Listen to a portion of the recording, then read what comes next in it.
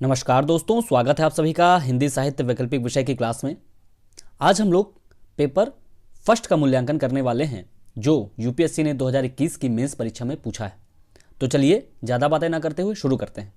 हम लोग शुरुआत करेंगे सेक्शन बी से। उसके बाद हम लोग सेक्शन ए के भाषा वाले खंड के प्रश्नों को देखेंगे। तो चलिए देखिए, क्वेश्चन नंबर 5 और क्वेश्चन नंबर 1 आपके लिए अनिवार्य रहेगा। और क्वेश्चन नंबर 1 और क्वेश्चन नंबर 5 में 5-5 क्वेश्चन होंगे। एक तरीके से टिप्पणी लिखनी होगी आपको, और ये सभी 10-10 नंबर के होते हैं। तो कुल मिला के क्वेश्चन नंबर 5 50 नंबर का हो जाएगा आपका, और ये अनिवार्य है, आपको लिखना ही लिखना है। तो चलिए देखते हैं कौन कौन सी टिप्पणियां पूछी गई हैं। ए देखिए, रामचंद्र शुक्ल के साहित्य इतिहास लेखन की प्रमुख विशेषताएं क्या क्या हैं। इस पर हम लोगों ने अपने लेक्चर्स में बहुत ही डिटेल में बात की थी। आप सब भी उस पीपीटी को देखिए, चाहे वो आपसे महत्व पूछे चाहे योगदान पूछे, बात एक ही है। और आपको बहुत ही डिटेल में बताया गया था कि आचार्य शुक्ल ने ये जो पूरा साहित्य इतिहास लिखा है वो एक डिक्शनरी थी हिंदी की, जिसका नाम था हिंदी शब्द सागर। और इस डिक्शनरी को पब्लिकेट करने वाले थे नागरिक प्रचारणी सभा। तो उन्होंने इस पुस्तक की भूमिका लिखने का कार्यभार सौंपा शुक्ल जी को। और शुक्ल जी भूमिका लिखने में बहुत ज़्यादा एक्सपर्ट थे, और उनकी भूमिका बहुत लंबी लंबी होती थी।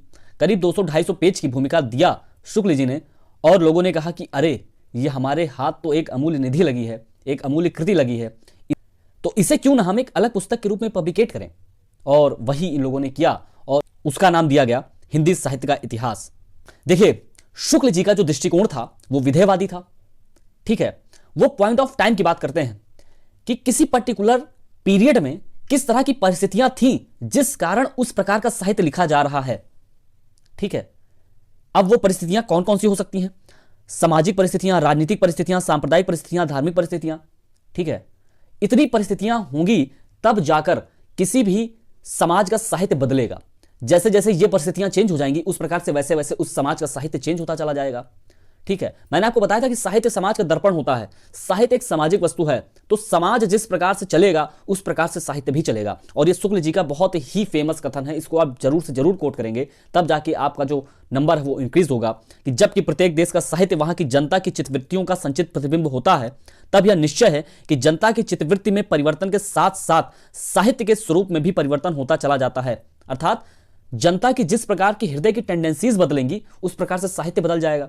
जैसे एक एग्जांपल बताऊं, पहले बॉलीवुड म्यूजिक का टेस्ट क्या था, लोगों के हृदय में कौन सा म्यूजिक बैठता था, और आज का टेस्ट बदल गया है। तो जैसे जैसे हमारी जनता की टेंडेंसीज बदलेंगी, आदतें बदलेंगी, पढ़ने का टेस्ट बदलेगा, सुनने का टेस्ट बदलेगा, वैसे वैसे साहित्य भी बदलता चला जाएगा। स्पष्ट हो रही है बात। फिर उसके बाद शुक्ल जी कहते हैं कि आदि से अंत तक इन्हीं चित्तवृत्तियों की परंपरा को परखते हुए साहित्य परंपरा के साथ उनका सामंजस्य बिठाना ही साहित्य का इतिहास कहलाता है। ठीक है, मतलब आप शुरू से लेकर आज तक जो जो चित्तवृत्तियां हैं उसको आप देख लीजिए और साहित्य के साथ तालमेल स्थापित कर दीजिए, और वही हो जाएगा साहित्य का इतिहास। जनता की चित्तवृत्ति बहुत कुछ राजनीतिक, सामाजिक, सांप्रदायिक और धार्मिक परिस्थिति के अनुसार होती है। यहां दो शब्द गौर करने वाली बात है, सांप्रदायिक और धार्मिक। इन्होंने आर्थिक शब्द इंक्लूड नहीं किया है। अब जैसे आप भक्ति आंदोलन के उदय की बात करिए, तो शुक्ल जी सिर्फ पॉइंट ऑफ टाइम की बात करते हैं और कहते हैं कि यह आंदोलन एक तो सिद्ध और नाथों की बदतमीजी वाली परंपरा के कारण, मैं आपको बहुत ही लिबरल टर्म में समझा रहा हूं, और दूसरी इस्लाम का आक्रमण जो उत्तर भारत में एट द टाइम हो रहा था उसके कारण हमारा भक्ति आंदोलन का जन्म हो रहा है। ठीक है, तो वो पॉइंट ऑफ टाइम की बात कर रहे हैं। लेकिन जब आप हजारी प्रसाद द्विवेदी को देखेंगे तो उनका दृष्टिकोण परंपरावादी दृष्टिकोण है। वो पॉइंट ऑफ टाइम की बात नहीं करते हैं, वो बल्कि एक टाइम पीरियड में हमारा डेवलपमेंट कैसे हो रहा है उसकी बात करते हैं। वो कहते हैं कि आज जो हम हैं वो हम सिर्फ आज के नहीं हैं, बल्कि उसके पीछे 5000 सालों की मेहनत का परिणाम है जो आज हम हैं। ठीक है, अगर पहिए का आविष्कार ना होता तो हमारी जो गति है चलने की और एक स्थान से दूसरे स्थान तक भ्रमण करने की, उतना तीव्र हम ना कर पाते और एक्सप्लोरेट ना कर पाते, और जितना ज्यादा साइंटिफिक डेवलपमेंट आज हुआ है वो शायद ना हो पाता। ठीक है, तो ऐसा नहीं कह सकते कि आज के साइंटिफिक एडवांसमेंट के कारण हम लोगों का जो लाइफ है वो एडवांस हुआ है, ऐसा नहीं है। इसके पीछे 5000 सालों की सभ्यता का परिणाम है, और यही दृष्टिकोण कहलाता है परंपरावादी दृष्टिकोण। लेकिन हम लोग शुक्ल जी पर बात कर रहे हैं, तो उनके योगदान को देख लेते हैं। जो समस्याएं एट द टाइम थी हिंदी साहित्य के इतिहास लेखन में, शुक्ल जी ने उसे किस तरह से सॉल्व किया, यही हो जाएगा उनके इतिहास लेखन का महत्व। ठीक है, आप बताएंगे कि शुक्ल जी का इतिहास बोध कैसा था, प्रत्यक्षवादी, विधेयवादी, अभाववादी। ठीक है, और यह चिंतन तेन से प्रभावित था। देखिए तेन भी पॉइंट ऑफ टाइम की बात करते हैं, वो भी इतिहास लेखन इतिहास बोध में 3 बातों को ध्यान रखते हैं। जाति, ये काश वाली जात नहीं, ठीक है, वातावरण और रचना का क्षण। जाति का मतलब है किसी पर्टिकुलर जगह और उस जगह के लोगों का ग्रुप, वो हो गई जाति। जैसे इंडियन एक जाति है, ठीक है। अगर हमारे देश में जिस तरह का साहित्य लिखा जाएगा हो सकता है उससे अलग हो अगर यूरोप में साहित्य लिखा जाए, तो ये होता है जाति का मतलब, ठीक है। यूरोप का साहित्य अलग होगा, जो भारत में जो साहित्य लिखा जाएगा वो साहित्य का जो प्रारूप है वो अलग होगा। जो साहित्यिक संवेदनाएं भारत में मिलेंगी वो साहित्यिक संवेदनाएं हो सकता है यूरोप में ना मिले। अब जैसे गोदान लिखा गया तो भारत में एट द टाइम बहुत ज्यादा गरीबी थी, लेकिन ब्रिटेन एट द टाइम सबको लूट रहा था, बहुत ज्यादा अमीर हो रहा था और सबसे अमीर हो गया था वो, ठीक है। तो हो सकता है कि 1935-36 में गोदान नहीं लिखा जाएगा। क्यों? क्योंकि वहां का ग्रुप ऑफ सिस्टम ऐसा बन गया था। तेन का सोचना यह था और वही शुक्ल जी का सोचना था। वातावरण कैसा है? अभी आपके देश में अगर सांप्रदायिक सौहार्द सब कुछ अच्छा है तब तो अच्छा साहित्य लिखा जाएगा, प्रेम पूर्वक साहित्य लिखा जाएगा। लेकिन अभी कहीं ना कहीं सांप्रदायिक सौहार्द में कमी आती है तो झूठा सच जैसा महाकाव्यात्मक उपन्यास लिखा जाएगा। इसके लेखक कौन है? यशपाल जी, ठीक है। और वही रचना का क्षण, मैंने आपको बताया उस समय क्या हो रहा था, और रचना का क्षण ही शुक्ल जी को प्रभावित करता है, पॉइंट ऑफ टाइम की बात करता है। शुक्ल जी ने काल विभाजन और नामकरण की समस्या का लगभग पूर्ण समाधान कर दिया, और इन चारों विभाजन को आप लिख के आएंगे। और शुक्ल जी ने रचनाकारों की रचनाओं को अधिक महत्व दिया, ना कि रचनाकारों के घर द्वार को, उनका जीवन कैसा था, उनके माँ बाप का क्या नाम था, इस पे उनका महत्व नहीं है। रचनाकारों ने जो जो रचनाएं लिखी उनको महत्व दिया, ठीक है। इनका जो दृष्टिकोण था मैंने आपको बताया कि रसवादी दृष्टि ज्यादा हावी थी, इसलिए इन्होंने कबीर को दरकिनार किया, ठीक है, कबीर के साहित्य को दरकिनार किया। रसवादी दृष्टि का मतलब यह है कि आप काव्य में सौंदर्य चेतना देखते हैं, वो काव्य पढ़ने सुनने में कितना अच्छा लगता है, कितना मधुर लगता है। कबीर का तो काव्य ऐसा था नहीं, ठीक है, वो तो एक तरीके से बहुत ही क्रुद्ध होकर, क्रोधित होकर बोलते रहते थे और वही कविता हो जाती थी। वो कहते हैं स्वयं कि जिन तुम जानो गीत है वाह है निज ब्रह्म विचार। तुम्हें लगता है यार मैं कविता लिख रहा हूं, नहीं भैया, वो मेरा ब्रह्म के प्रति विचार है, ठीक है। कबीरदास जी साफ साफ कहते हैं। और इसलिए शुक्ल जी कहीं ना कहीं कबीर पर तिरछी नजर रखते हैं, गुस्साते हैं, क्रोधित होते हैं कि यार इसके काव्य में तो वो सौंदर्य चेतना है ही नहीं, इसके काव्य में तो वो मजा है ही नहीं, इसके काव्य में तो वो रस है ही नहीं जो पाठक को मिलना चाहिए। तो मैं कैसे कहता हूं कि ये बहुत ही शानदार साहित्यकार है, ये बहुत ही शानदार कवि है? ऐसा तो हो नहीं सकता। लेकिन कहीं ना कहीं शुक्ल जी का कबीर के प्रति जो दृष्टिकोण है वो कहीं ना कहीं गलत है, वो कहीं ना कहीं एकांगी है। और उसी एकांगी दृष्टिकोण को आगे सॉल्व किया किसने? हजारी प्रसाद द्विवेदी ने, और उन्होंने कबीर पर एक पुस्तक लिखी। फिलहाल हम उस पर नहीं जाएंगे। और उन्होंने रहस्यवाद, प्रतीकवाद, अप्रतितत्व दोष, बुद्धि प्रेरित वक्रता से युक्त रचनाओं का खुलकर विरोध किया, ठीक है। अप्रतितत्व दोष का मतलब ये होता है कि आप अपनी रचनाओं में बहुत ज्यादा टेक्निकल शब्दों का इस्तेमाल करने लगे, और जब आप टेक्निकल शब्दों का इस्तेमाल करने लगेंगे ना तो जो पाठक होता है, जो सामान्य पाठक होता है, वो आपकी रचना का मर्म समझ नहीं पाएगा, जिस कारण आपका जो साहित्य है, जो साहित्य बनना चाहिए, वो साहित्य नहीं बन पाएगा। देखिए साहित्य या किसी भी रचना का महत्व तभी होता है जब वो पाठक को समझ में आए। साहित्य तभी साहित्य बनता है जब वह पाठक तक, पाठक के हृदय तक पहुंचता है, तब जाके वो साहित्य बनता है, ठीक है। बुद्धि प्रेरित वक्रता का क्या मतलब है? वक्रता 2 प्रकार की शुक्ल जी ने कही है, एक है भाव प्रेरित वक्रता, एक है बुद्धि प्रेरित वक्रता। बुद्धि प्रेरित वक्रता का आशय यह है कि आप अपनी बुद्धि को चलाकर बात को टेढ़े मेढ़े ढंग से कहने का प्रयास करें। वक्रता जब आ जाती है, अर्थात बात को आप जब टेढ़े अंदाज से कहते हैं तो वहां मजा आ जाता है। जैसे आप किसी को कुछ छेड़ना चाहते हैं, वो कोई काम करने जा रहा है, ठीक है, बहुत ही मेंटेन होकर जा रहा है, किसी से मिलने जा रहा है, तो आप कहते हैं आज तो भैया कहर है कहर। तो आप ये नहीं कह रहे हैं यार बहुत अच्छे लग रहे हो, यार कहाँ जा रहे हो, ये आप नहीं कह रहे हैं, आप सीधा टेढ़े तरीके से कह रहे हैं। इसे कहते हैं वक्रता लाना अपनी बात में। और जब ये आ जाता है ना तो चमत्कार उत्पन्न होता है, ठीक है, बात में मजा आता है। लेकिन जब आप यही बुद्धि से काम करेंगे, मतलब जानबूझकर, कोई मतलब नहीं है, जैसे केशवदास, इसके ऊपर तो शुक्ल जी बहुत गुस्सा होते हैं, इनके ऊपर 2-2 बार डांटा है अपने साहित्य इतिहास में। और केशवदास कह रहे हैं उगता हुआ सूरज देखो जैसे बंदर का मुख है। इसका क्या मतलब? मजा नहीं आ रहा है सुनने में ना। तो वही बुद्धि प्रेरित वक्रता शुक्ल जी को बहुत ही खराब लगती है। उसके बाद सीमाओं को आप देख लेंगे कि परंपरा को लगभग नकार दिया, और इसी परंपरा को महत्व दिया हजारी प्रसाद द्विवेदी ने, ठीक है। हर बड़ी घटना की व्याख्या केवल तत्कालीन परिस्थितियों के आधार पर की, ऐसा नहीं होना चाहिए। जब भी कोई बड़ी घटना है तो उसके पीछे बहुत कुछ काम कर रहा होता है, लेकिन शुक्ल जी ने सिर्फ पॉइंट ऑफ टाइम की बात की, इसलिए उनकी जो एक्सप्लेनेशन है वो कहीं ना कहीं आधी रह जाती है, समावेशी नहीं हो पाती। नेक्स्ट टिप्पणी देखिए, कबीर की प्रासंगिकता। अच्छा, प्रासंगिकता से आप क्या समझते हैं? प्रासंगिकता का सीधा अर्थ यह है कि क्या आज के दौर में वो कवि महत्वपूर्ण है, या उसकी रचनाओं का कोई महत्व है, या उसके दृष्टिकोण का कोई महत्व है, ठीक है, उसकी कोई साहित्यिक प्रासंगिकता है अथवा नहीं, यह होती प्रासंगिकता। अब कबीर को आप प्रासंगिक कैसे कहेंगे? कबीर ने अपने काव्य में ऐसी बहुत सी बातें शामिल की जो आज भी हमारे समाज में विद्यमान है। जैसे जाति समस्या, आप देखिए, जाति समस्या भारत में विद्यमान है, अभी भी है। कास्ट डिस्क्रिमिनेशन होता है, बिल्कुल होता है, ठीक है। कबीरदास जी तो कहते थे कि भैया जाति न पूछो साधु की, पूछ लीजिए ज्ञान, मोल करो तलवार का, पड़ी रहन दो म्यान। जहां से आपको ज्ञान मिल रहा है आप ज्ञान ग्रहण करिए, ठीक है। हम लोगों ने बचपन में कभी सुभाषतानी में पढ़ा होगा, 7th 8th क्लास में, हीरा कोयले से निकलता है, तो हमको हीरा ग्रहण करना चाहिए, कोयले को नहीं। कबीरदास जी ने सांप्रदायिकता पर बहुत जोर शोर से लिखा और दोनों धर्म संप्रदाय को बहुत फटकारा है, ठीक है। हिंदू कहे मोहि राम प्यारा, तुरक कहे रहमाना, दोनों भाई लड़ी लड़ी मर गए, मरम काहू नहीं जाना। मतलब राम या अल्लाह का मर्म महत्व कोई जानता नहीं है, बस दोनों एक दूसरे के धर्म के प्रति गाली गलौज करते हैं और दोनों लोग इसी में जान गंवा देते हैं। आडंबर का विरोध किया, चाहे वो हिंदू धर्म के आडंबर हो, चाहे मुस्लिम धर्म के आडंबर हो। मुस्लिम धर्म के आडंबरों के प्रति कहते हैं, काकर पाथर जोरी के मस्जिद लई बनाए, ताचल मुल्ला बांग दे, क्या बहरा हुआ खुदाए। और हिंदू धर्म के आडंबरों के प्रति, मूर्ति पूजा के प्रति कहते हैं कि पाहन पूजा हरि मिले तो मैं पूजो पहाड़, तासे सो चाकी भली पीस खाए संसार। और चौथी बात, कबीरदास जी को अगर आप प्रासंगिक कहना चाहते हैं, जो आज के दौर में बहुत ज्यादा है, करंट से आप उसे कनेक्ट भी कर सकते हैं, जैसे वाइल्ड लाइफ के प्रति, ठीक है, जानवरों के प्रति सहानुभूति का भाव रखने वाला। आज भी आज के दौर में देखा जाए तो किस तरह से तस्करी होती है और किस तरह से जो ग्लोबल गवर्नेंस है उसको रोकने का प्रयास कर रही है। अब कबीरदास जी ने उस समय कहा था कि बकरी पाती खात है तिनके काढ़ी खाल, और जे नर बकरी खात हैं तिनके कौन हवाल। देखो भैया, बकरी पत्ती खाती है तो उसकी खाल उधेड़ ली जाती है, और तुम बकरी खा रहे हो, तुम्हारा क्या होगा। जो आज कंज्यूमरिस्ट सोसाइटी है, जैसे जो आज कंज्यूमरिज्म का दौर है, उपभोक्तावादी संस्कृति का दौर है कि खूब ज्यादा कंज्यूम करो, खूब ज्यादा कंज्यूम करो, खूब ज्यादा कंज्यूम करो, भले अर्थ के रिसोर्सेस खत्म हो जाएं, भले अर्थ बजट पहले ही खत्म हो जाए, हमें उस पर गौर नहीं करना है, खूब ज्यादा कंज्यूम करते जाओ। लेकिन कबीरदास जी सिखाते हैं कि भैया देखो, साईं इतना दीजिए जामे कुटुंब समाए, साईं इतना दीजिए जामे कुटुंब समाए, मैं भी भूखा ना रहूं साधु ना भूखा जाए। देखिए कितनी प्यारी बात कर रहे हैं कबीरदास जी, ठीक है। समाज में सौहार्द की सबसे गहरी नींव कबीरदास जी ही रखते हैं अपने काव्य के माध्यम से।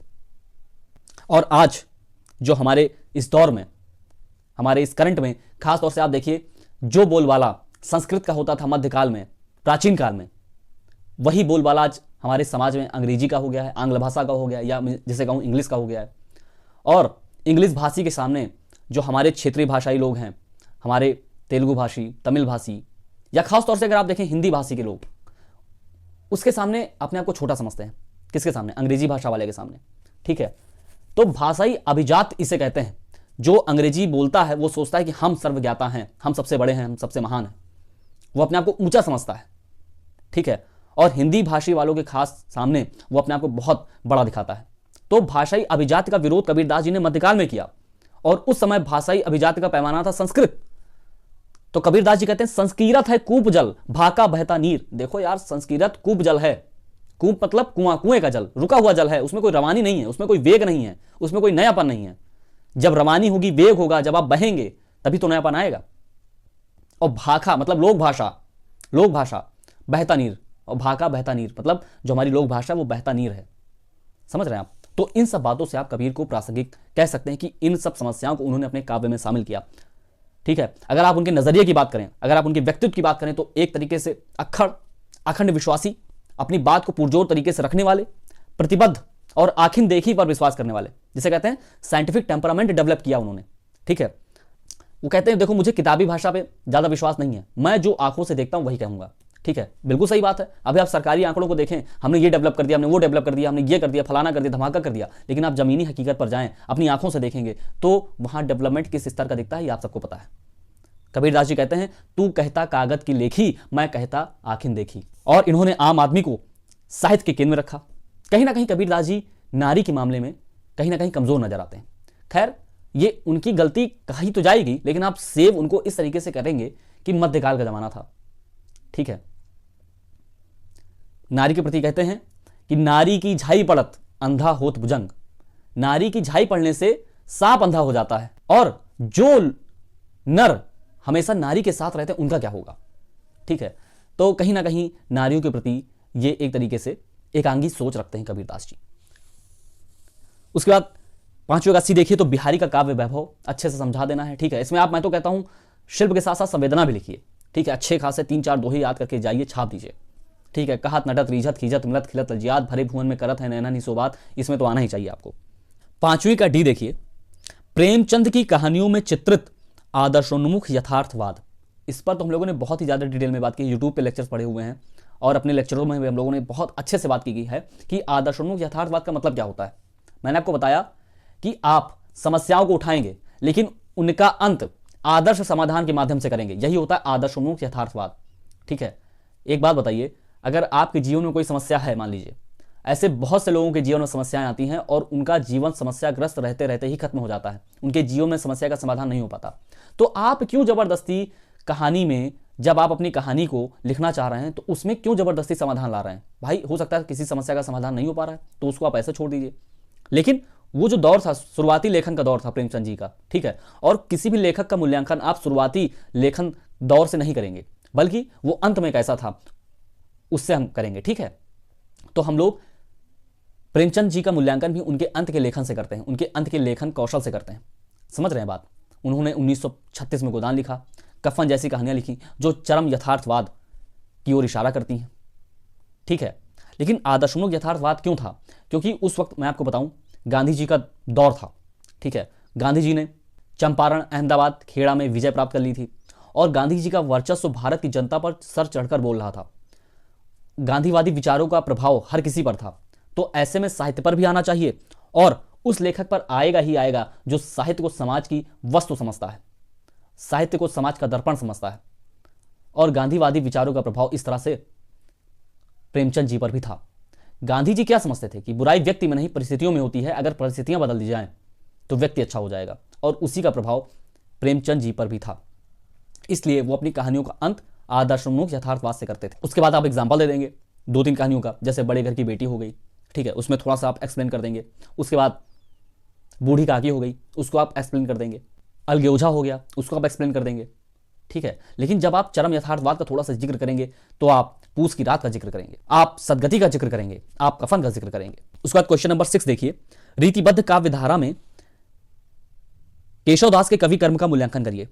केशवदास को हिंदी साहित्य का प्रेत कहा जाता है। ठीक है, क्योंकि बहुत ही जटिल हैं और बुद्धि प्रेरित वक्रता के कारण शुक्ल जी से 2 बार डांट खाएं। अब रीतिबद्ध का क्या मतलब होता है? एक लिबरल तौर पे मैं आपको समझाने की कोशिश करता हूं, जब कभी बात आएगी तो बहुत ही विस्तार से बात करेंगे। रीति का मतलब यह होता है जैसे आपने कोई कॉन्सेप्ट दिया, उसके बाद आप एग्जाम्पल देंगे। जैसे आपने 2 कहानी की कविता लिखी, ठीक है, तो पहली लाइन में कॉन्सेप्ट होगा, उसके बाद आप उसका एग्जाम्पल देंगे, उसको समझाने की कोशिश करेंगे। यही होता है रीति, यही होता है रीति। और जब इस कंसेप्ट के ढांचे में कोई कवि लिखता है तो वो हो जाता है रीतिबद्ध। तो रीतिबद्ध काव्यधारा में केशवदास के कवि कर्म का मूल्यांकन करिए। ठीक है, उसके बाद क्वेश्चन नंबर 6 का बी देखें आप, तो मुक्तिबोध की काव्य संवेदना की प्रमुख विशेषताएं स्पष्ट करिए। इसको आप ब्रह्म राक्षस के आधार पर लिख सकते हैं। ठीक है, और इनकी काव्य संवेदना का प्रमुख केंद्र यही होना चाहिए, मध्यवर्गीय बुद्धिजीवी का उत्तरदायित्व। आप बुद्धिजीवी तो हैं लेकिन आप समाज के लिए कुछ कर नहीं पा रहे हैं। क्यों? क्योंकि आप मध्य वर्ग से हैं, आपके पास उतना आर्थिक ताकत नहीं है जिस कारण आप समाज में कोई चेंज ला सकें। और यही बात भीतर ही भीतर मुक्तिबोध को खाई जाती थी और इसलिए उनका जो मृत्यु भी हुई है वो ब्रेन हैमरेज की वजह से हुई है। बार बार यही सोचते थे। जब नेहरू जी का देहांत हो गया तो उन्हें लगा कि अब भारत को कौन चलाएगा, इस कारण और भी ज्यादा उनके दिमाग पर प्रतिकूल प्रभाव पड़ा और उन्हें ब्रेन हैमरेज हो गया। सोचिए, इतना ज्यादा समाज के लिए सोचने वाले, इतना ज्यादा प्रतिबद्ध, लेकिन इनको कोई ज्यादा जानता ही नहीं है। एक तो थोड़े से कठिन है, ठीक है, मार्क्सवादी कवि हैं लेकिन फैंटेसी शिल्प का खास तौर से इस्तेमाल करते थे। इनकी दो महत्वपूर्ण कविताएं, एक अंधेरे में, ये यूपी पीसीएस के सिलेबस में लगी हुई है, और एक ब्रह्म राक्षस जो यूपीएससी के सिलेबस में लगी हुई है। इन्हीं दो के आधार पर आप इनके कवि कर्म का मूल्यांकन कर सकते हैं। ठीक है, उसके बाद हिंदी उपन्यास के विकास में यशपाल के योगदान पर विचार करिए। यशपाल, इनका लिखा हुआ उपन्यास दिव्या आपके सिलेबस में है और हम लोग अपनी क्लासेस में यशपाल और दिव्या पर बहुत ज़्यादा डिटेल में बात कर चुके हैं। आप सबसे पहले यशपाल जी का परिचय देंगे, सूक्ष्म परिचय देंगे, घर द्वार के बारे में नहीं, इनके विचार के बारे में, ये किस विचार को, किस अवधारणा को मानकर चलते हैं। मार्क्सवादी रचनाकार हैं लेकिन आप बताएंगे कि इन्होंने एकांगी दृष्टिकोण प्रस्तुत नहीं किया है। ठीक है, आप ध्यान से देखें तो दिव्या की भाषा इतनी क्लिष्ट है, कोई भी मार्क्सवादी चिंतक होता तो इस तरह की रचना करता ही नहीं। मार्क्सवादी तो कहते हैं कि भैया देखो, रचना ऐसी करो जो मजदूरों को समझ में आए और हम उनको एकत्रित कर सकें और क्रांति कर सकें। लेकिन अगर आप दिव्या पढ़ें तो हम लोग को ही नहीं समझ में आती, शुरू में इतने कठिन शब्दों का इस्तेमाल किया है। तो कहीं ना कहीं एकांगी दृष्टिकोण नहीं रखा है कि हम रचना सिर्फ वैसे ही करेंगे जैसे मार्क्सवादी चाहते हैं। मार्क्सवाद के यांत्रिक विचारों से भी बचे हुए हैं। ठीक है, अपनी कुछ व्यवहारिक समझ, अपनी कुछ व्यवहारिक सूझबूझ उन्होंने अपनी हर रचना में प्रस्तुत किया है, और यही उनके साहित्य कौशल का एक अमूल्य उदाहरण है। आप इनके प्रमुख उपन्यासों का जिक्र करेंगे, पार्टी कॉमरेड, दादा कॉमरेड, और झूठा सच को तो इंक्लूड करना भूलेंगे ही नहीं। और झूठा सच के बारे में 2, 3, 4 लाइनें भी लिखना चाहें तो लिख सकते हैं, और उसे आप महाकाव्यात्मक उपन्यास का दर्जा देने से भी नहीं चूकेंगे। समझ रहे हैं महाकाव्यात्मक उपन्यास क्या होता है? मैंने आपको बताया था महाकाव्य और उपन्यास में अंतर बताते हुए। ठीक है, तो महाकाव्य वो होता है जो अपने समाज के संपूर्ण पहलू को शामिल करता है और बहुत ही बल्कि होता है। उपन्यास भी अपने समाज के सभी पहलू को शामिल करता है, और यही दोनों में समानता है महाकाव्य और उपन्यास में। बस महाकाव्य पद्य में होता है और उपन्यास गद्य में होता है। ठीक है, अब बात यह है कि ये जो उपन्यास है, मैं झूठा सच की बात कर रहा हूं, तो ये उपन्यास स्वतंत्रता प्राप्ति से पहले और स्वतंत्रता प्राप्ति के बाद की जो घटनाएं उसको लेकर लिखा है, और उस समय के उस समाज की संपूर्ण समस्याओं को अपने उपन्यास में शामिल किया है। ठीक है, नारी समस्या तक को भी शामिल किया है, नारी का शोषण किस तरह से होता है उसको भी शामिल किया है। तो इसलिए उनके झूठा सच उपन्यास को महाकाव्यात्मक औतात्य का दर्जा दिया गया है। और 2 ही उपन्यास हैं जिनको खास तौर से महाकाव्यात्मक उपन्यास कहा जाता है, एक गोदान, एक झूठा सच। उसके बाद 7वें का ए देखेंगे आप, मोहन राकेश की नाट्यकला और मंच सज्जा पर प्रकाश डालिए। नाट्यकला का मतलब है नाट्य शिल्प। ठीक है, नाट्यकला का मतलब है नाट्य शिल्प, और शिल्प में मुख्यतः 4 बातें आपको ध्यान रखनी होती हैं। एक तो नाटक की भाषा कैसी है, भाषा शैली, नाटक की कथानक योजना, नाटक की चरित्र योजना, और अगर गीत अच्छे हैं तो गीत योजना पर भी आप बात करेंगे। ठीक है, तो इन चारों के आधार पे आप मोहन राकेश को नाट्यकला लिख देंगे, खास तौर से आषाढ़ का एक दिन को ध्यान रखते हुए। ठीक है, उसी के आधार पे आप अपने इस उत्तर की रचना करेंगे। और मंच सज्जा, जिसे आप कह सकते हैं रंगमंचीयता या अभिनीयता, मंच सज्जा, कुछ भी कह लीजिए आप। ठीक है, तो इन्होंने किस तरह से अपने लेखन कौशल के माध्यम से मंच सज्जा को आसान बना दिया, इसमें आप 3 बातों को ध्यान में रखेंगे। सबसे पहले दृष्टिकोण क्या है। ठीक है, कुछ लोग कहते हैं कि जैसे प्रसाद जी कहते हैं, देखो भैया मेरा काम है नाटक लिखना, मैंने नाटक लिख दिया, तुम्हारा काम है कि तुम जाके डायरेक्ट करो, तुम जाके प्रोड्यूस करो। ठीक है, कुछ लोग कहते हैं कि देखो भैया नाटक ऐसा लिख दो कि अच्छे से आसान तरीके से स्टेज पर परफॉर्म हो जाए। लेकिन प्रसाद जी कहते हैं, देखो मैं इक्के वाले और खुमचे वालों के लिए नाटक नहीं लिखता, मेरे नाटक में अगर तुम अच्छा खासा पैसा खर्च करोगे ना, तब जाके मेरा नाटक, अच्छा नाटक स्टेज पर परफॉर्म होगा। अब आप बताओ, कोई प्रोड्यूसर बेवकूफ है जो वो पैसा ज्यादा खर्च करना चाहेगा? नहीं। ठीक है, ऐसा करो कि पैसा भी कम खर्च हो और ऑडियंस भी ज्यादा है। तो ये प्रोड्यूसर कहां जाएगा? मोहन राकेश जी के पास जाएगा। उन्होंने अपने नाटक को इतना आसान बना दिया और स्टेज पर परफॉर्म करने के लिए भी इतना आसान बना दिया। जैसे एक एग्जांपल मैं आपको बताता हूं, आपके सिलेबस में 3 नाटक हैं, एक भारत दुर्दशा, एक स्कंदगुप्त, एक आषाढ़ का एक दिन। आषाढ़ का एक दिन मोहन राकेश जी का नाटक है, भारत दुर्दशा किसका नाटक है? भारतेंदु हरिश्चंद्र जी का नाटक है, और स्कंदगुप्त हम सबके प्यारे जयशंकर प्रसाद जी का नाटक है। ठीक है, नाटक में एक होता है अंक, एक होता है दृश्य। ठीक है, एक होता है अंक, एक होता है दृश्य। अंक उसको कहते हैं जहां नाटक में टर्निंग पॉइंट आता है, वो हो जाता है अंक, और दृश्य का मतलब होता है कि कितने बार पर्दे बदलने की आवश्यकता पड़ेगी। ठीक है, तो अगर आप अंकों पे जाएं तो भारत दुर्दशा में 6 अंक हैं और 6 दृश्य हैं। ठीक है, 6 अंक 6 दृश्य। अब देखिए स्कंदगुप्त में देखिए तो 5 अंक हैं और 33 दृश्य हैं, 33 दृश्य। अब 33 बार पर्दा बदलना पड़ेगा, और बार बार पर्दा बंद होने और खुलने में, आप कभी नाटक देखने गए हो या कोई शो देखने गए हो, पर्दा बंद होता है, पर्दा खुलता है, तो उसको बंद और खुलने में ही कम से कम 2 मिनट चला जाता है। तो 33 को अगर आप 2 से गुणा करें तो कम से कम 66 मिनट का समय तो पर्दा खुलने और बंद होने में वेस्ट हो गया। तो अच्छा खासा समय चाहिए किसके? प्रसाद जी के नाटक को परफॉर्म करने के लिए। लेकिन अगर आप देखें खासतौर से आषाढ़ के एक दिन में 3 अंक हैं और सिर्फ एक दृश्य है, एक ही दृश्य है, इसमें पर्दा खुलने और बंद होने का झंझट ही खत्म। तो मोहन राकेश जी ने कम से कम डायरेक्टर के 70 मिनट बचा दिए, और जो जनता है उसके भी 70 मिनट बचा दिए, वो अच्छे और चाव से देखेगी। ठीक है, आसान विधान रखा, आसान मंच विधान रखा। आप सिर्फ 2 खटिया 1 कंबल अगर आप देखें आषाढ़ के एक दिन में, तो उसमें आपका काम हो जाएगा। कठिन दृश्यों को, खासतौर से कठिन दृश्यों को क्या किया? सूचना के तौर पर रखा। स्कंदगुप्त में कह रहे हैं कि देखो बाढ़ आ गई और 1000 आदमी बह गए। अब इसको आप जब स्टेज पर परफॉर्म करेंगे तो कितना कठिन होगा। आप स्टेज पर बाढ़ कैसे लाएंगे, हजारों आदमी को बहता हुआ कैसे दिखाएंगे? ठीक है, बड़ा बड़ा जानवर कैसे आप स्टेज पर लाएंगे? लेकिन मोहन राकेश जी जैसे बाढ़ लानी हो, वो कहते हैं वो देखो देखो देखो बाढ़ आ गई, बाढ़ आ गई, भागो भागो भागो। तो ये होता है सूचना के तौर पर दृश्यों को लाना। ठीक है, कठिन दृश्यों को अगर आप सूचना के तौर पर ले आएंगे ना, तो प्रोड्यूसर और डायरेक्टर के लिए बहुत ही आसान हो जाएगा। प्रोड्यूसर का पैसा बचेगा और डायरेक्ट को डायरेक्ट करना आसान होगा। ठीक है, तो ये सब बातें आप लिख सकते हैं और कहीं ना कहीं आप स्कंदगुप्त से तुलना भी थोड़ी थोड़ी कर सकते हैं, तो लगा रहेगा कि हाँ आपने स्कंदगुप्त पर भी पढ़ाई की है। आगे बढ़ें उससे पहले एक छोटी सी इन्फॉर्मेशन कि हिंदी साहित्य वैकल्पिक विषय का हमारा दूसरा बैच 26 जनवरी 2022 से स्टार्ट हो रहा है। जो लोग 26 जनवरी 2022 से पहले इसको ज्वाइन करते हैं उन्हें नो कॉस्ट EMI और 4 मंथ की एक्स्ट्रा वैलिडिटी मिलेगी। इस कोर्स में बिल्कुल basic to advance, low to apex तक हम लोग जाने की कोशिश करेंगे। अधिक जानकारी के लिए आप इस नंबर पर कांटेक्ट कर सकते हैं। वापस आते हैं हम लोग और क्वेश्चन नंबर 7 का बी देखते हैं। रामविलास शर्मा के आलोचना कर्म के महत्व पर प्रकाश डालिए। एक बहुत ही प्रोमिनेंट मार्क्सवादी राइटर रहे हैं डॉक्टर रामविलास शर्मा, और मैंने आपको बताया कि जिसने मार्क्सवाद का चश्मा पहना उसने रचना का मूल्यांकन और रचना की आलोचना किस तरह से किया आप सभी जानते हैं। अगर उस रचना में गरीबी, शोषण, अन्याय, इन सब के खिलाफ कोई बात है तो वो रचना उनकी नज़र में ज़्यादा प्रोमिनेंट, ज़्यादा अच्छी मानी जाएगी। और वही नज़रिया कहीं ना कहीं डॉक्टर रामविलास शर्मा का भी था, लेकिन इनका नज़रिया एकांगी नहीं था। इनके आलोचना कर्म को भी हम लोगों ने अपने लेक्चर्स में समझा था।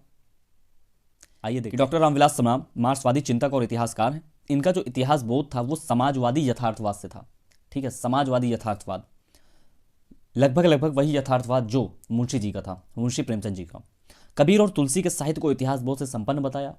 ठीक है, और इन्होंने महावीर प्रसाद द्विवेदी का सबसे महत्वपूर्ण योगदान ये नहीं बताया कि उन्होंने हिंदी को एक मानक रूप प्रदान किया, अपितु उन्होंने कहा कि इनका सबसे महत्वपूर्ण योगदान संपत्ति शास्त्र है। अब देखिए ना, मार्क्सवादी चश्मा है तो आर्थिक तत्व तो बीच में आ ही जाएगा। इतिहास के स्थान पर इन्होंने परंपरा शब्द का प्रयोग किया और इसके साथ ही साथ ये कहा जाने लगा कि कहीं ना कहीं डॉक्टर रामविलास शर्मा का जो इतिहास बोध था वो डॉक्टर हजारी प्रसाद द्विवेदी के परंपरावादी दृष्टिकोण से मेल खाता था। ठीक है, और इनका सबसे खास बात और सबसे खास योगदान या सबसे खास महत्व इनके आलोचना कर्म को बताएं तो इन्होंने हिंदी जाति की अवधारणा दी। देखिए, एक बात मैं आपको बताता हूँ, इन्होंने समझाने की कोशिश की कि आप मराठा जाति को देखिए, यहाँ लैंग्वेज की बात कर रहे हैं, लैंग्वेज ग्रुप की बात कर रहे हैं, लिंग्विस्टिक ग्रुप की बात कर रहे हैं, कि आप मराठा कम्युनिटी को देखिए कि जहाँ मराठी लैंग्वेज बोली जाती है। आप बंगला कम्युनिटी को देखिए, आप किसी भी सदर्न स्टेट की कम्युनिटी को देखिए, चाहे वो तमिल कम्युनिटी हो, चाहे वो तेलुगु कम्युनिटी हो। ये सभी कम्युनिटी अपनी लैंग्वेज को लेकर अवेयर हैं, अपनी लैंग्वेज के प्रति कमिट हैं और अपनी भाषा के प्रति प्रतिबद्ध हैं।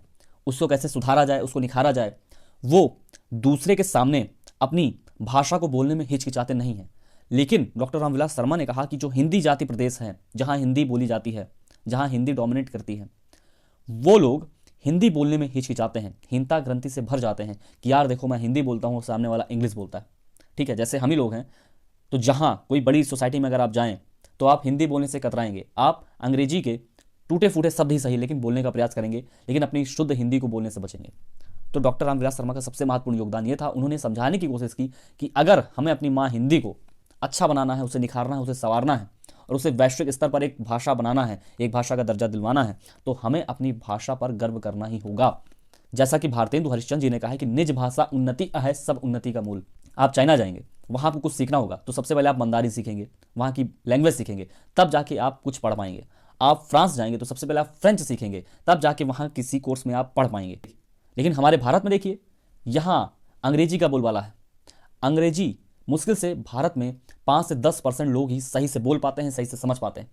ठीक है, कहने के तो हम दुनिया की सबसे बड़ी डेमोक्रेसी हैं, लेकिन दुर्भाग्य देखिए कि जहाँ के लोग जिस भाषा को सबसे ज़्यादा बोलते समझते हैं, ना वहाँ की जुडिशरी उस लैंग्वेज में काम करती है, ना वहाँ का एडमिनिस्ट्रेशन उस लैंग्वेज में काम करता है। ठीक है, तो जिसे हम लोग ग्रास रूट डेमोक्रेसी कहते हैं, उसमें लैंग्वेज भी एक पहलू होता है। अगर हमें ग्रास रूट डेमोक्रेसी स्टैब्लिश करनी होती है तो हमें लैंग्वेज को भी कहीं ना कहीं स्थान देना होता है, और भाषा वही बोली और समझी जाएगी जहां लोग उसको बोले और समझेंगे। और इन्होंने देसी आधुनिकता पर बात की कि देखो, हम लोग यूरोपियन कंट्रीज को कहते हैं कि वो हमसे पहले आधुनिक हुए, वो हमसे पहले आधुनिक हुए, उनके यहाँ पुनर्जागरण आया। लेकिन जब बात आधुनिक मूल्यों की हो तो यूरोप हमसे कहीं पीछे था। डॉक्टर रामविलास शर्मा ये कहने की कोशिश कर, आप भक्तिकाल को देखिए, भक्तिकाल में जो मूल्य थे, सांप्रदायिक विरोधी मूल्य, ठीक है, जाति पाति को खत्म करने वाले मूल्य, सांप्रदायिक सौहार्द बढ़ाने वाले मूल्य, धार्मिक आडंबरों को हटाने वाले मूल्य, आपसी प्रेम को बढ़ाने वाले मूल्य, ये सब यूरोप में 17-18 सेंचुरी में आए, वो भी धीरे धीरे से, ना कि हमारे उत्तर भारत में जिस तरह भक्ति आंदोलन चला उस तरह से नहीं आए। तो हमें अपनी देसी आधुनिकता पर अभिमान और गर्व होना चाहिए, डॉक्टर रामविलास शर्मा ने ये कहा। और उन्होंने कहा कि आरंभ से ही साहित्य में दो धाराएं थी, एक लोक जागरणवादी धारा, एक रीतिवादी धारा। मतलब एक लोगों को रस वाली कविताएं पसंद थी, आनंद वाली कविताएं पसंद थी, श्रृंगार रस पसंद था, लेकिन एक तबका ऐसा था जो लोगों को जगाने का काम कर रहा था अपने साहित्य के माध्यम से। तो ये था डॉक्टर रामविलास शर्मा की योगदान की मुख्य मुख्य बातें।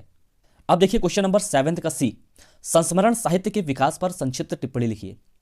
अभी हम लोग संस्मरण समझेंगे क्या होता है। देखिए जब बात निकली है ना तो दूर तलक जानी ही चाहिए, तो हम लोग समझते हैं, छोटे छोटे कॉन्सेप्ट समझ लेते हैं इसी क्लास में।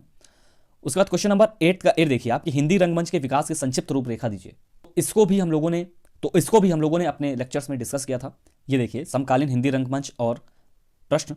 तो हिंदी रंगमंच का उद्भव और विकास, तो हम लोगों को लोक नाट्य परंपरा जिसमें करीब करीब 13 से 14 परंपराएं शामिल हैं। उसके बाद व्यावसायिक रंगमंच और पारसी थिएटर का जिक्र करते हुए फिर भारतेंदु युग में कैसे कैसे डेवलपमेंट हुआ, फिर प्रसाद युग आया, फिर IPTA, Prithvi theatre, national school of drama, अन्य संस्थाएं, नुक्कड़ नाटक, इन सब का थोड़ा थोड़ा जिक्र कर देंगे और आपका काम हो जाएगा। इस पर हम लोग ऑलरेडी बहुत विस्तार से बात कर चुके हैं। आइए आगे चलते हैं। 8 का बी देखिए, कृष्णा सोबती के कथा संसार पर प्रकाश डालिए। एक बहुत ही प्रोमिनेंट महिलावादी लेखक रही हैं, स्त्रीवादी लेखक रही हैं, और इन्होंने स्त्री की समस्याओं को बहुत ही अच्छे से अपने साहित्य में उतारा। ठीक है, और इन्होंने ये भी कहा यौन क्रियाएं नैतिकता का पैमाना नहीं हो सकती। खासतौर से इन्होंने स्त्रियों को समझाने की कोशिश की कि अगर आप अपने नैतिक आचरण को सिद्ध करना चाहते हैं तो यौन क्रियाएं उसमें बाधा उत्पन्न नहीं होनी चाहिए। ठीक है, इनका कहने का मतलब यह है कि यौन क्रियाएं स्वाभाविक हैं, लेकिन ये नैतिकता का पैमाना नहीं होगा। इनका कथा संसार बहुत ही वैभव से परिपूर्ण था। ठीक है, बादलों के घेरे एक कहानी आपके सिलेबस में भी है, जब आप एक दुनिया समानांतर पढ़ेंगे, बहुत ही शानदार कहानी है। तो कृष्णा सोबती पर प्रश्न आना ही आना होता है, तो इन पर जहां कहीं से आप कुछ पढ़ पाएं जरूर पढ़ते रहिए। ठीक है, और जितना डायनेमिक आप बना पाएं उस नोट्स को उतना डायनेमिक बनाइए। और क्वेश्चन नंबर 8 का सी, महादेवी वर्मा के रेखा चित्रों के महत्व का आकलन करिए। अब हम लोग समझेंगे रेखा चित्र क्या होता है और संस्मरण क्या होता है। तो अब समझ लेते हैं संस्मरण और रेखा चित्र में अंतर क्या है। संस्मरण किसे कहते हैं, रेखा चित्र किसे कहते हैं, और उसके बाद इन दोनों में अंतर क्या है, इसको भी समझ लेते हैं। आज ही बात करते हैं संस्मरण क्या होता है और रेखा चित्र क्या होता है, इन दोनों में अंतर क्या होता है, ताकि आपको बिल्कुल कॉन्सेप्ट क्लियर हो जाए। देखिए रेखा चित्र और संस्मरण दोनों हिंदी साहित्य की नवीन विधाएं हैं। ठीक है, अब देखिए जब किसी व्यक्ति, वस्तु, स्थान, घटना, दृश्य आदि का वर्णन हम इस प्रकार से करें कि पाठक के मन के भीतर उस घटना का, उस वस्तु का, उस दृश्य का हूबहू चित्र बन जाए, तो वो होता है रेखा चित्र। ठीक है, जैसे मैं आपको एक घटना बताता हूँ। मैं एक गार्डन में गया, वहाँ कुछ बच्चे खेल रहे थे। उनसे अलग एक बच्चा बहुत ही उदास बैठा हुआ था, उसके कपड़े फटे पुराने थे। मैंने पूछा उदास क्यों हूँ? वो कहता है कि ये लोग मुझे अपने ग्रुप में शामिल नहीं कर रहे हैं। मैंने पूछा क्यों नहीं शामिल कर रहे हैं? तो वो कहता है कि मैं स्कूल नहीं जाता इसलिए। तो मैंने पूछा तुम स्कूल क्यों नहीं जाते? तो कहता है मैं गरीब हूँ ना, मेरे माँ पापा फीस नहीं भर सकते, इसलिए मैं स्कूल नहीं जाता।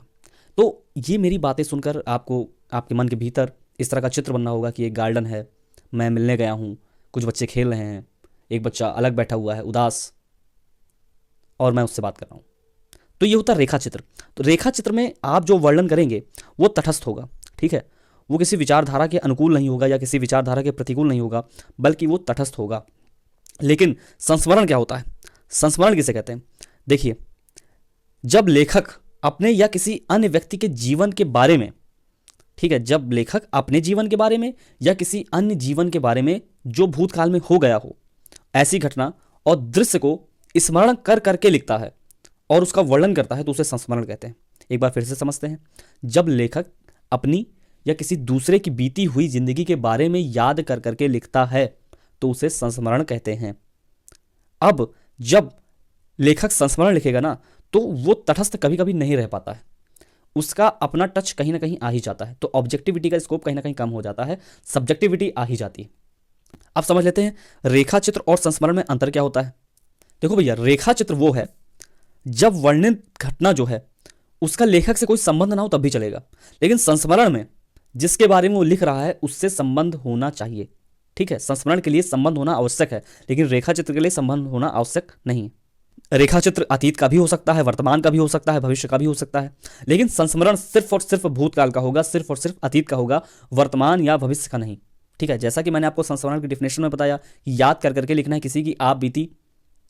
ठीक है, तो वो आप बीती क्या होती है? जो भूतकाल में जो घटनाएं घट चुकी होती हैं वही आप बीती होती है, और उसी के बारे में उसको लिखना है। तो संस्मरण वही होगा जो भूतकाल की घटनाओं के बारे में जिक्र करेगा, और संस्मरण में लेखक उन्हीं घटनाओं का जिक्र करता है जो वास्तव में घट चुकी होती हैं किसी की जिंदगी में या उसकी खुद की जिंदगी में।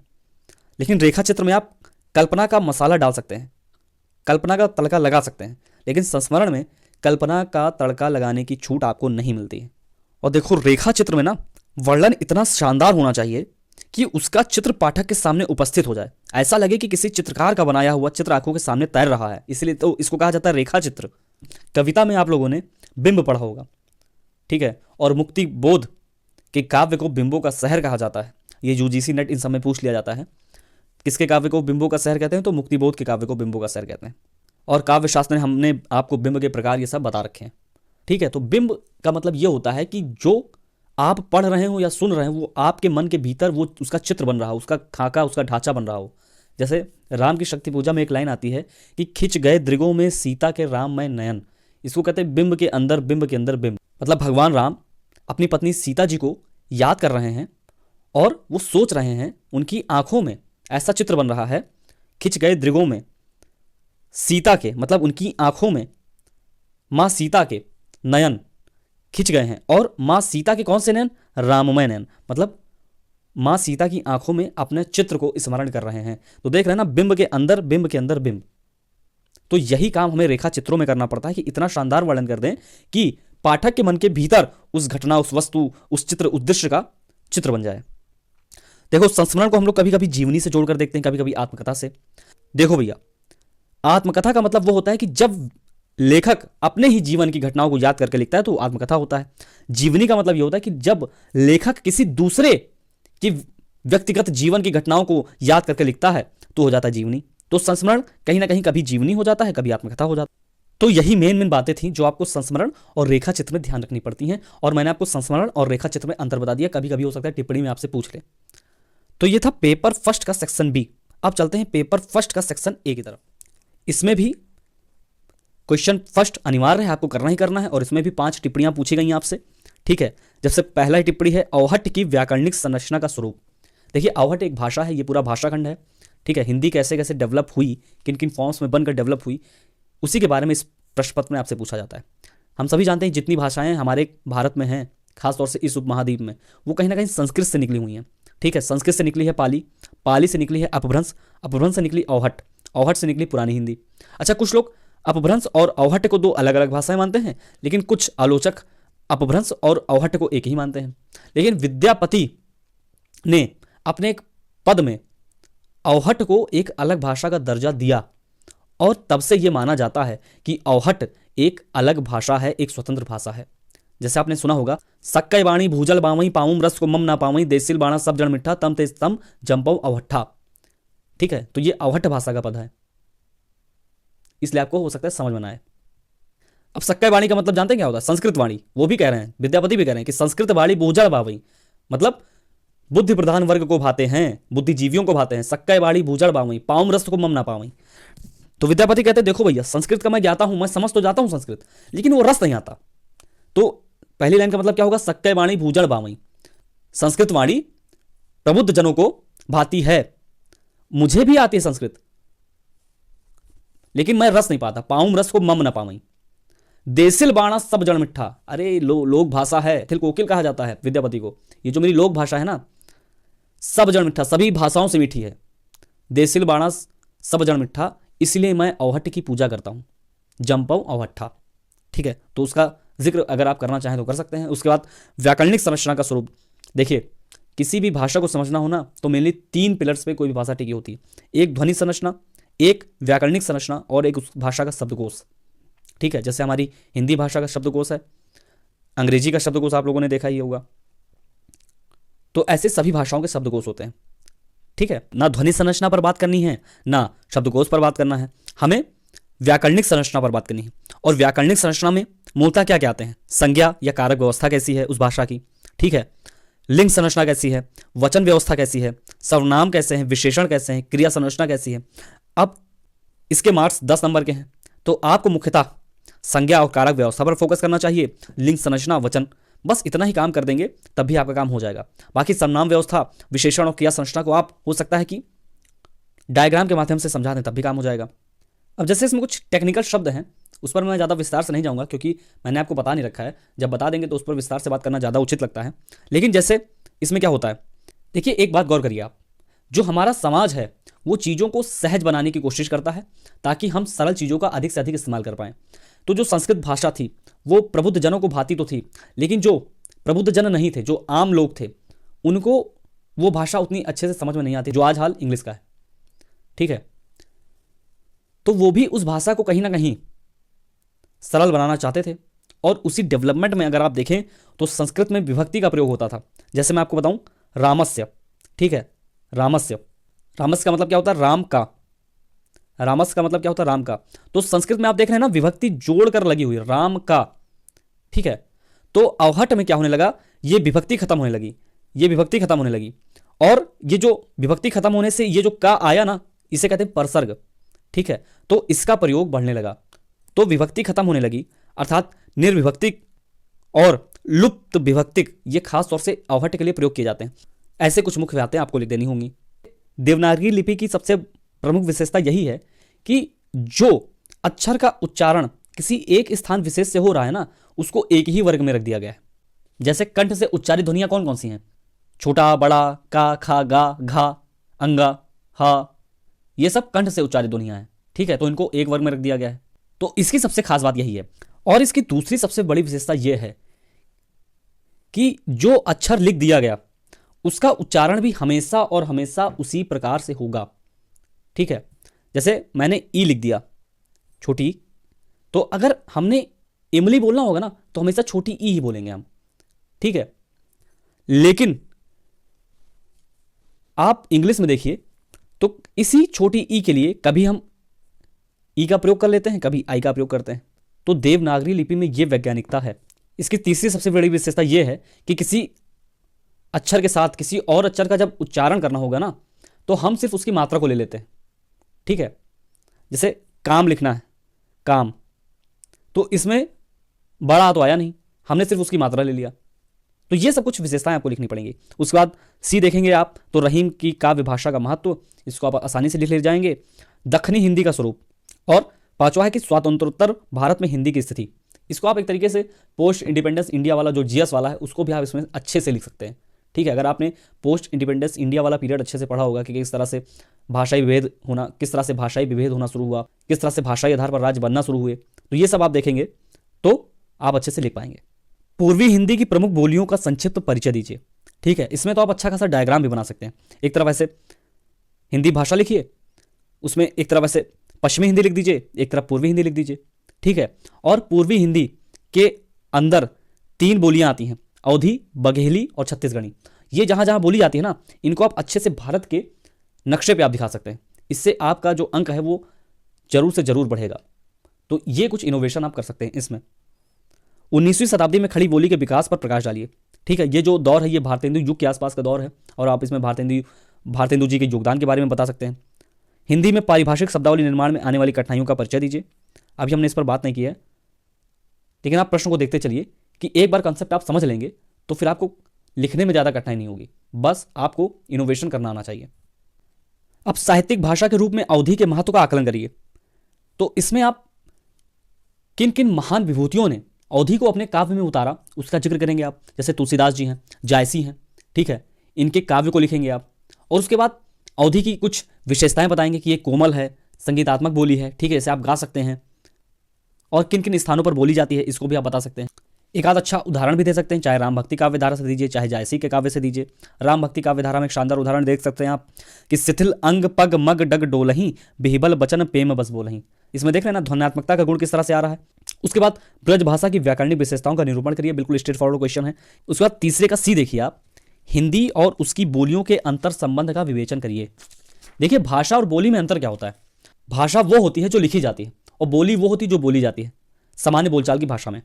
तो मैंने आपको बताया ना, किसी भी भाषा को समझने के लिए 3 खंड होते हैं, एक ध्वनि संरचना, एक व्याकरणिक संरचना, एक शब्दकोश। तो तीनों में आप संबंध दिखा देंगे। ध्वनि व्यवस्था के स्तर पर कौन कौन से संबंध किस तरह से स्थापित होते हैं, व्याकरण के स्तर पर और शब्दकोश के स्तर पर। फिर नागरी लिपि के सुधार हेतु किए गए प्रयास, वही देवनागरी लिपि के सुधार हेतु कौन कौन से प्रयास किए गए। इसमें आपको महावीर प्रसाद द्विवेदी पर सबसे ज्यादा फोकस करना पड़ेगा, क्योंकि उन्होंने सबसे ज्यादा प्रयास किए। उसके बाद हिंदुस्तानी कृत्रिम भाषा थी, इस कथन का तर्कपूर्ण व्याख्या करिए।